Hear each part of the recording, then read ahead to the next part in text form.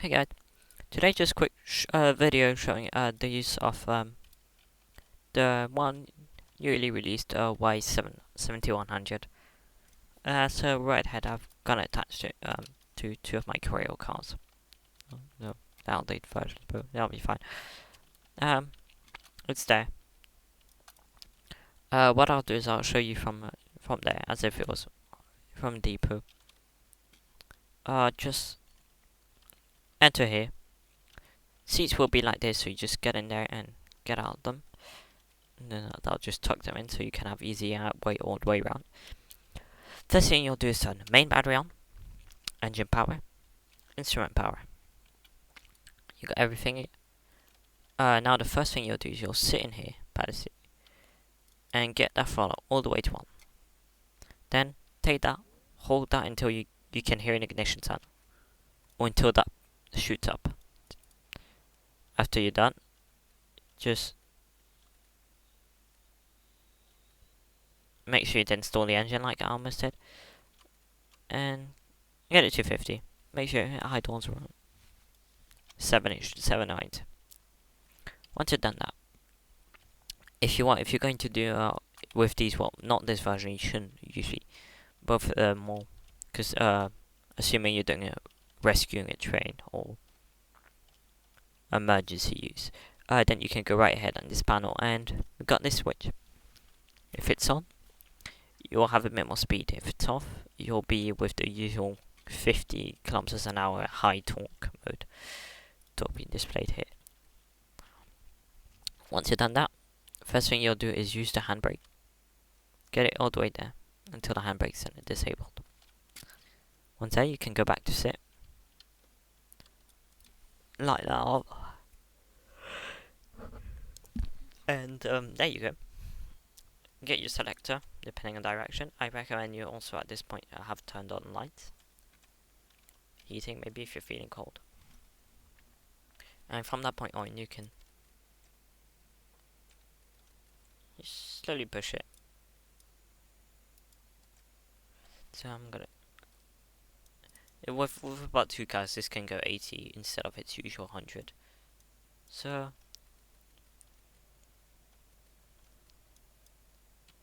you just push it a bit to its limit. And now once we get a bit more straight line, I'll show you another thing we have. Actually, I'll do it. So here you have the brake setting. What's a negative? Ignore that. But you just have your brake, but you have one gauge and 2 indicators here. Your brake temperature, your brake overheating indicator, and brakes locked up. I don't have the materials to show you at the moment, but assuming, I don't know, you have some, you're braking. Maybe you're catching a runaway train, and you're braking it, but it's not. But you're having a lot of wheel slip, and essentially you're locking out the wheels. Then that temperature would go increasing. It's currently at room temperature. And around about 300 degrees, actually I should probably slow down a bit, you will get an indicator for overheating. If you don't release the brakes, it will continue rising, and when you're at 50, the brakes just lock up, well, as if they, from what I've been told by someone, as if they would kind of melt and kind of fuse a bit with the wheel. And if you've done that, then you have one solution left, is that switch right here, where the circle is. That's the repair switch. You have to hold it down at full stop, and you can get it up. So other than that, you have your basic indicators: temperature, battery, fuel percentage, and rotation per second of the engine. You have your main battery, you have a backup battery accessible through here, but you also have a standby battery, which is the one that's always on. It's the one that powers these doors. This one has a tendency to push back a bit sometimes. Here you have access to your engine, so maybe if you want to check something. That's not a lot of torque, actually. Yeah. Okay, clutch is not full, I think. It's about 60. Now, and yeah, you have some cooling here. If you're putting heavy loads, you might see your temperature start to go up quite a lot. What I recommend is if your temperature reaches, or when your temperature reaches about 100 degrees, just slow it down a bit. Let it cool down a bit. That's about it. You have an emergency brake here included, so in case you see something, instead of having to pull back on the throttle completely, you just add that and it just pulls both brakes back, so twice as fast basically. And you have a track switcher included.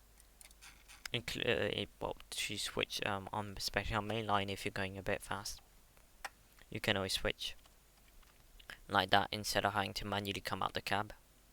Although I still recommend doing it manually. You can switch individually, but I've come to notice that some of these are a bit bugged. Like they work on one side but not the other when switching them manually.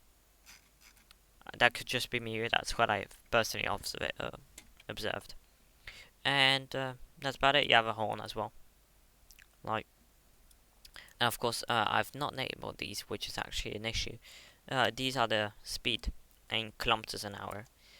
I'm gonna go right and update this tonight, actually. That's about it. Yeah, that's in case you can't move. Just double check you have this disabled. And this one, yeah. And on the seats, you have these toggle these buttons. These are to get 180 views. So if you're shunting, going up and down, up, forth and back. Actually, don't do that. That's a bad idea. And you can always use that switch. Likewise, I don't know if you want to stop the locomotive. Recommend you brake it a bit, not like that. And if you want to cut the engine, just pull that back completely. The engine will stop at 0.4. That from that point on, the engine will cut anything like pumps, and the microcontroller will cut from that point on. And that's about it. If you're one of the few people who subscribe to it, thanks. It's quite nice.